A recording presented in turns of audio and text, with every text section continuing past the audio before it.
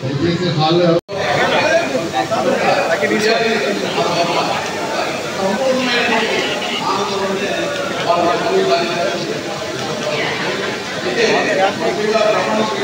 నమస్కారం. ఈరోజు భూపతిరాజు సూర్యనారాయణరాజు గారు ప్రసిద్ధ సందర్భంగా ఏర్పాటు చేసిన కార్యక్రమంలో మాట్లాడడం అనేది ఎంత ఇబ్బందికరమైన విషయం. ముఖ్యంగా పెద్దలు కేంద్ర మంత్రివర్యులు శ్రీ శ్రీనివాసరావు గారి తండ్రి గారు ఇటీవల పరమపదించడం, మరి వారి గురించి ఇప్పుడే పెద్దలు శోభరాజు గారు మాట్లాడటం జరిగింది. శ్రీనివాసరావు గారిని రాజకీయాల్లో ప్రోత్సహించడం, వారు మరి భూపతిరాజు సూర్యనారాయణరాజు గారు సాఫ్ట్వేర్ వెల్ఫేర్ డిపార్ట్మెంట్లో ఒక ఉద్యోగిగా పనిచేసినప్పటికీ కూడా శ్రీనివాసరావు గారిని రాజకీయాల్లో వృద్ధిలోకి రావాలని వారు అడుగడుగునా ప్రోత్సహించడం చాలా అద్భుతమైన విషయం.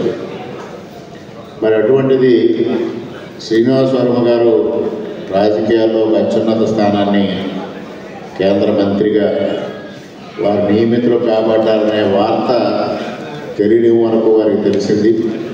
వారు ప్రమాణ స్వీకారం చేసిన తర్వాత మరి మంత్రిగా వారి బాధ్యతలు నిర్వర్తించడం కానీ, వారు మంత్రిగా ఏ విధంగా పనిచేస్తున్నారనే విషయం కానీ వారికి తెలియకుండా వారు కోమాలోకి వెళ్ళడం అనేది చాలా దురదృష్టకరమైన పరిణామం.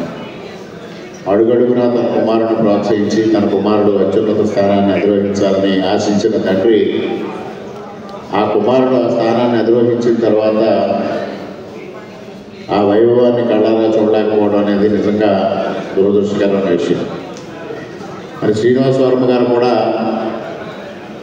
నాకు వారు బీజేపీ నుంచి పార్లమెంట్ సభ్యుడిగా ఎన్నికై కేంద్ర మంత్రిగా నియమితులైన సందర్భంలోనే నాకు పరిచయం కావడం జరిగింది. అయినప్పటికీ కూడా ఈ కొద్ది కాలంలో మేమిద్దరం చాలా సన్నిహితులుగా ఉండడం, వారు కలిసిన ప్రతి సందర్భంలో కూడా వారి తండ్రి గారి గురించి వారు మాట్లాడిన విషయాలు కానీ, వారు ఆవేదన చెందడం కానీ చూస్తే ఆ తండ్రి కొడుకుల మధ్య ఉన్న అనుబంధం చాలా అనిర్వచనీయం.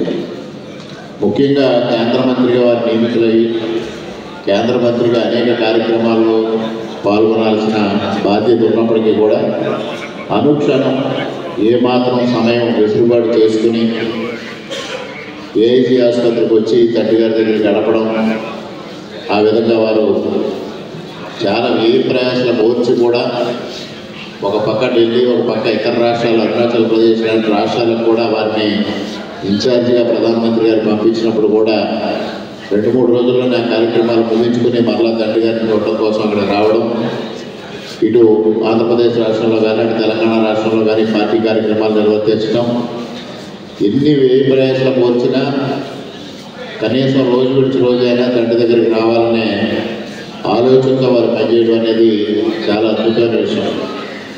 నిజంగా ఆ తండ్రి కొడుకుల మధ్యన ఉన్న అనుబంధాన్ని ఎవరూ కూడా మాటల్లో వర్ణించలేంది.